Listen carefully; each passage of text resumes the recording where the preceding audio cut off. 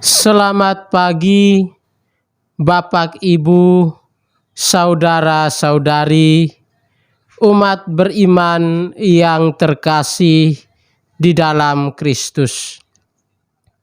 Jumpa lagi bersama saya dalam acara Mutiara Pagi kita kali ini. Renungan dalam acara kita ini saya beri judul Pukat Tuhan, yang mana renungan ini didasarkan pada Injil Matius bab 13 ayat 47 sampai 53. Mari kita membuka kegiatan kita pada pagi hari ini dengan berdoa. Dalam nama Bapa dan Putra dan Roh Kudus. Amin. Allah Tritunggal yang Maha Kudus, Bapa, Putra, dan Roh Kudus, pencipta alam semesta, penyelenggara kehidupan kami di bumi ini. Kami bersyukur dan berterima kasih kepadamu, ya Tuhan, karena Engkau telah melindungi kami sepanjang istirahat pada malam tadi, sehingga pagi ini kami dapat bangun dalam keadaan sehat. Pada kesempatan ini, sebelum memulai aktivitas kami hendak mendengarkan dan merenungkan sabda-Mu. Kami mohon, bukalah hati dan pikiran kami, agar kami mampu mendengarkan, meresapi, dan melaksanakan sabda-Mu dalam kehidupan kami setiap hari. Semua doa ini kami sampaikan kepadamu dengan perantaraan Kristus Tuhan kami. Amin. Dalam nama Bapa dan Putra dan Roh Kudus. Amin. Mari kita bersama-sama mendengarkan sabda Tuhan.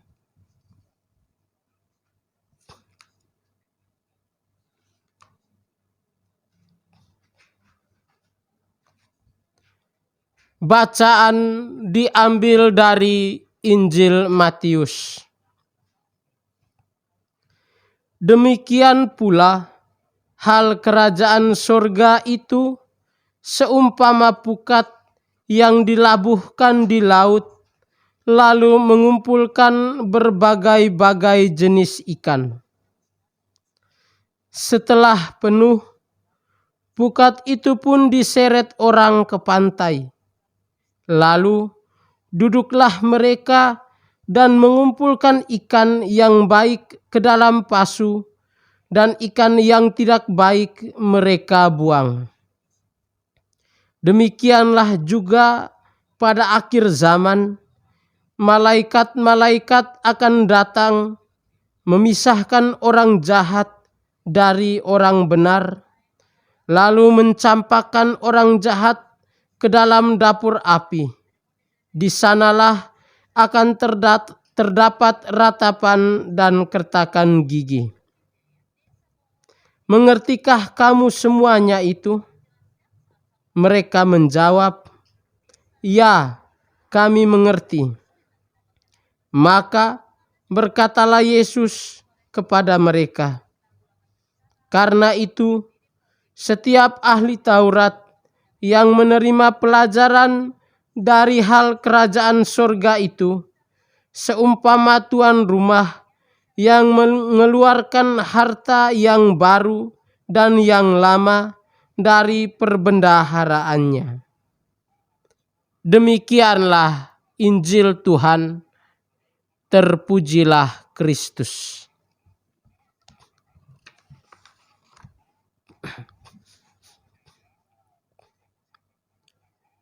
Bapak, Ibu, saudara-saudari, umat beriman yang terkasih dalam Tuhan kita Yesus Kristus.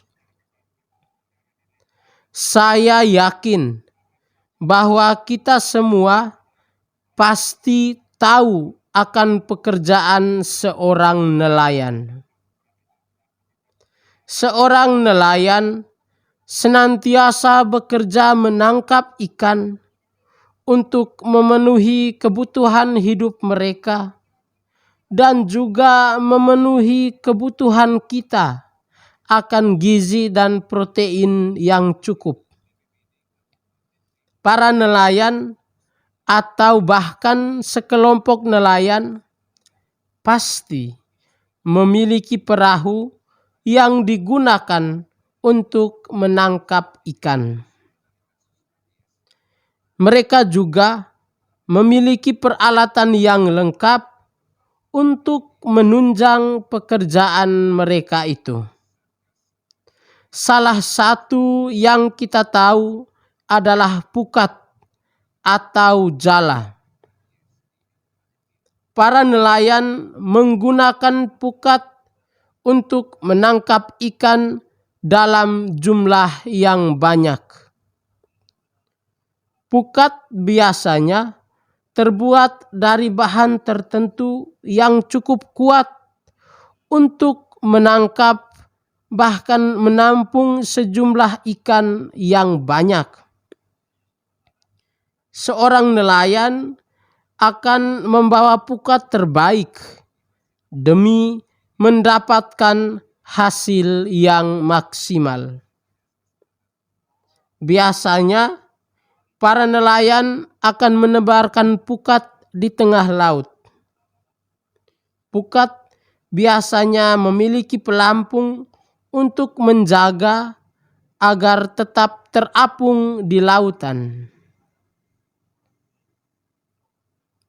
Pada umumnya, pukat sering digunakan oleh nelayan tradisional. Mereka menggunakannya untuk menangkap berbagai jenis ikan. Pada zaman ini, banyak nelayan sudah menggunakan peralatan yang lebih modern dan canggih. Hal itu bertujuan untuk mendapatkan tangkapan yang bagus dan berkualitas. Bahkan pada zaman sekarang ini, manusia sudah mampu membuat pukat yang lebih bagus. Ada bermacam-macam jenis pukat yang digunakan oleh para nelayan untuk menangkap ikan. Ada pukat jenis tertentu yang dilarang untuk digunakan karena dapat menyebabkan dampak negatif bagi kehidupan laut. Bapak, Ibu, saudara-saudari, umat beriman yang terkasih dalam Tuhan kita Yesus Kristus. Bacaan Injil yang baru saja kita dengar mengisahkan pengajaran Yesus kepada orang-orang Yahudi. Jika kita membaca keseluruhan bab 13 ini, kita akan menemukan Yesus yang mengajar menggunakan perumpamaan.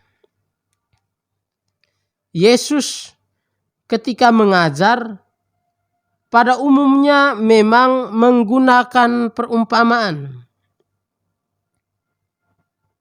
Dalam Perjanjian Baru, perumpamaan menjadi salah satu istilah yang dipakai dalam gaya bahasa sastra yang mengungkapkan perbandingan atau teka-teki sebagai sarana utamanya.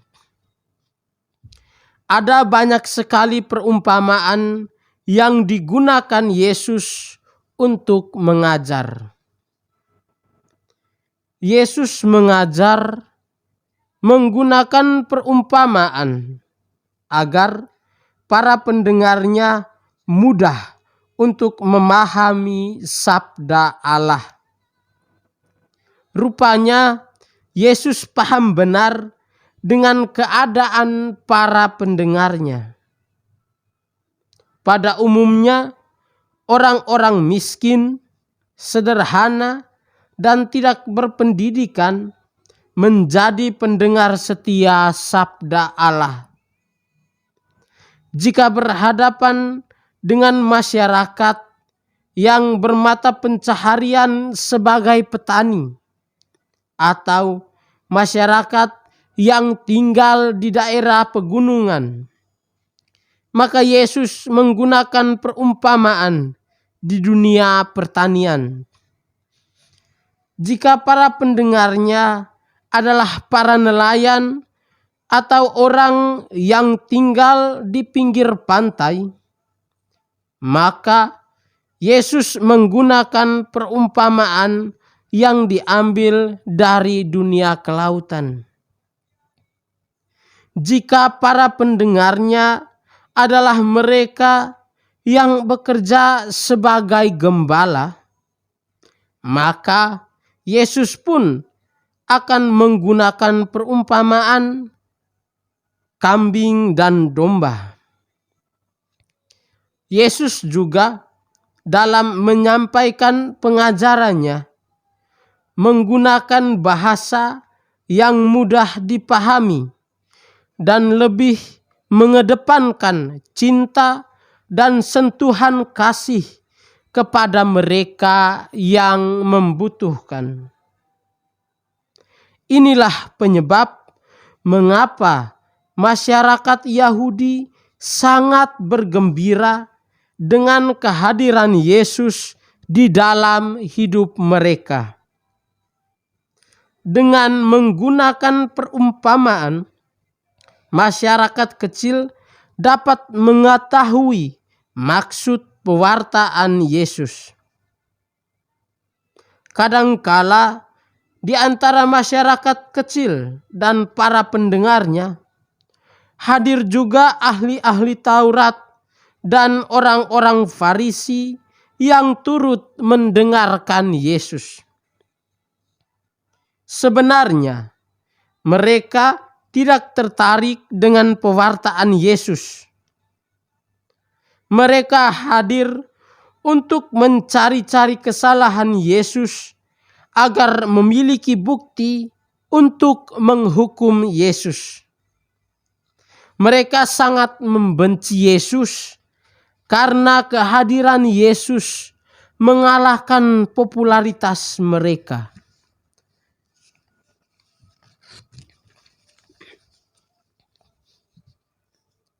Bapak, Ibu, saudara-saudari, umat beriman yang terkasih dalam Tuhan kita Yesus Kristus.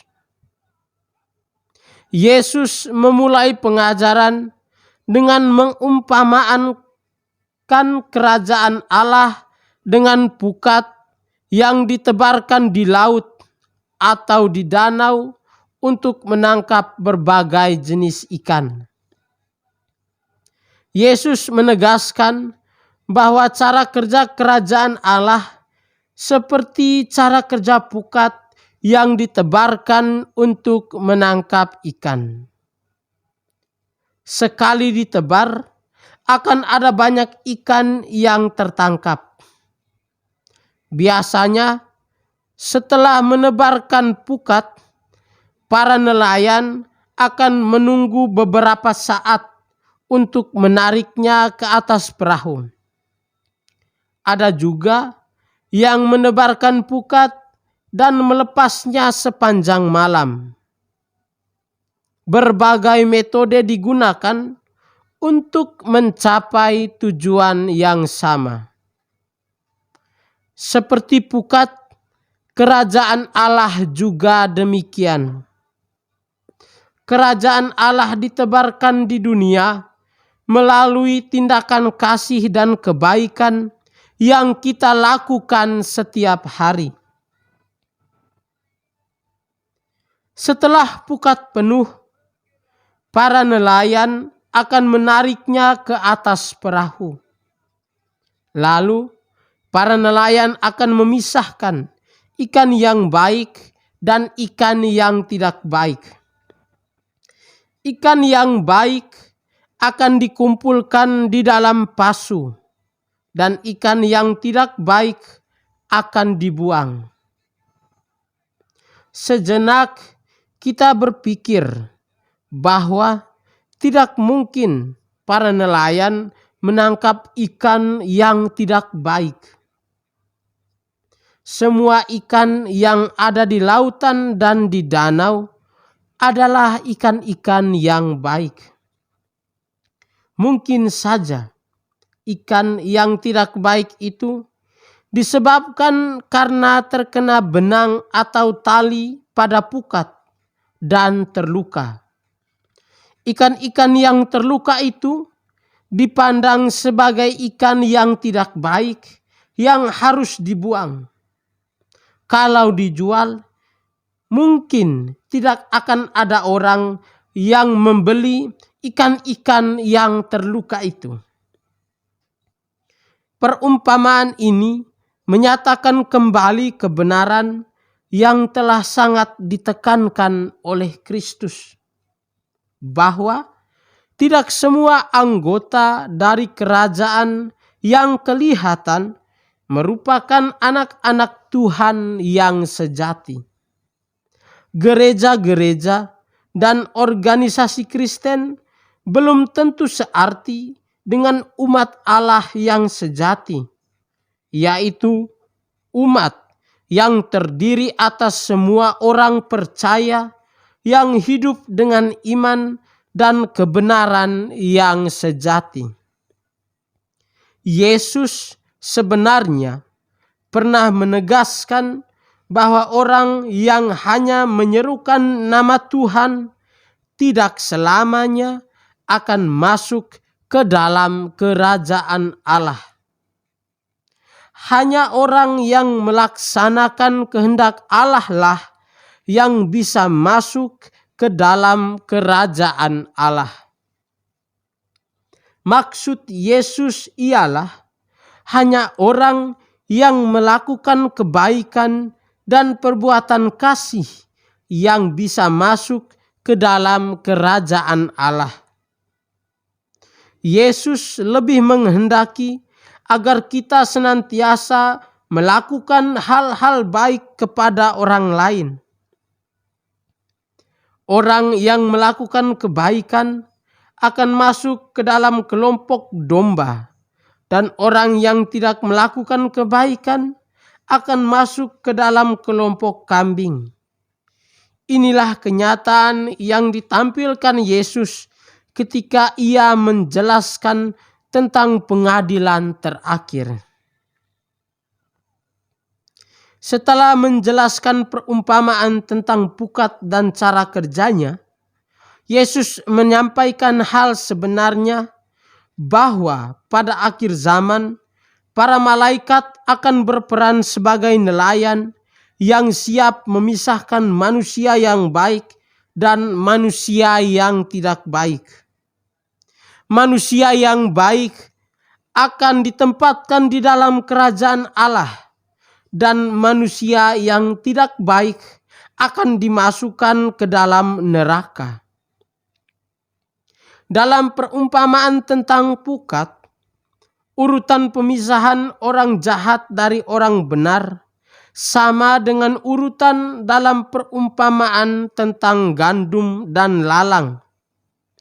Semua yang melakukan kejahatan akan dikumpulkan dahulu, baru kemudian orang benar dikumpulkan. Orang yang jahat akan dimasukkan ke dalam nyala api yang tak pernah padam, sedangkan orang yang benar akan dimasukkan ke dalam surga.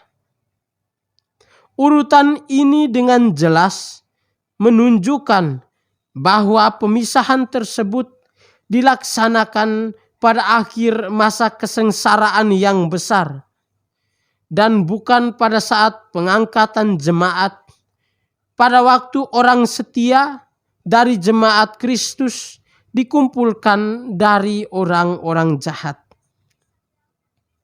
Dalam perumpamaan ini, Kristus menekankan lagi bahwa di antara umat Allah ada banyak orang yang tidak sungguh-sungguh setia kepadanya dan kepada firman-Nya.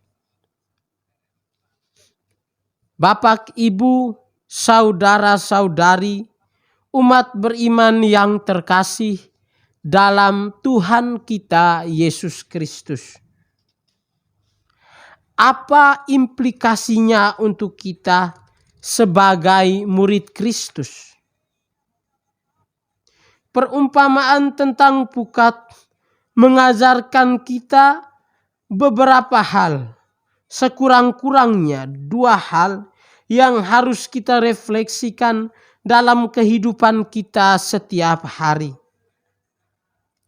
Pertama, kita diajak untuk senantiasa berbuat baik setiap hari.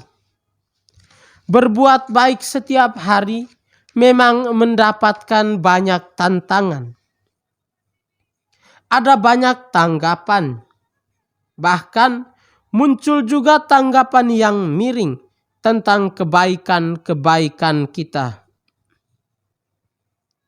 Jika kita senantiasa berbuat baik, kita pasti akan masuk ke dalam kelompok ikan yang baik yang disimpan di dalam pasu. Hal itu ditegaskan Yesus juga dalam perumpamaan-perumpamaan lain. Orang yang melakukan kebaikan akan dikelompokkan ke dalam golongan domba dan ditempatkan di sebelah kanan, atau digolongkan dalam kelompok gandum yang baik yang akan disimpan di dalam lumbung.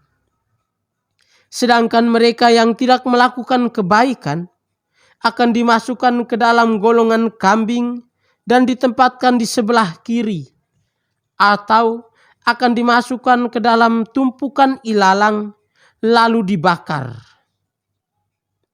Kedua, menjadi pukat yang menyelamatkan. Setelah melakukan kebaikan, kita juga hendaknya menjadi penyelamat bagi orang-orang yang membutuhkan. Menjadi penyelamat ini dalam arti kita menjadi orang yang senantiasa memberikan kesejukan kepada orang lain. Kita juga hendaknya menjadi penolong bagi mereka yang membutuhkan bantuan dan pertolongan. Itulah makna jika kita bertindak sebagai pukat Tuhan yang senantiasa menjaring orang-orang untuk diselamatkan. Marilah kita senantiasa melakukan kebaikan dan menjadi pukat yang menyelamatkan orang. Amin.